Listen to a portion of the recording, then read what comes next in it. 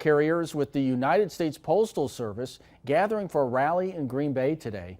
The U.S. Postal Service has been around since 1775 when Benjamin Franklin was the first Postmaster General, earlier than the United States itself. Now, with major cutbacks being seen across all federal agencies, many are worried about the agency becoming privatized. Those we spoke to with the National Association of Letter Carriers here in Green Bay say it's important that the public understand what the impact of those changes would look like. Yes, there are reforms that could be done like anything else or any other entity out there right now, and we're open to those. But if they're common sense reforms, if it's not just gutting services and taking away services from people that rely upon them. Organizers say rallies like this are expected to continue.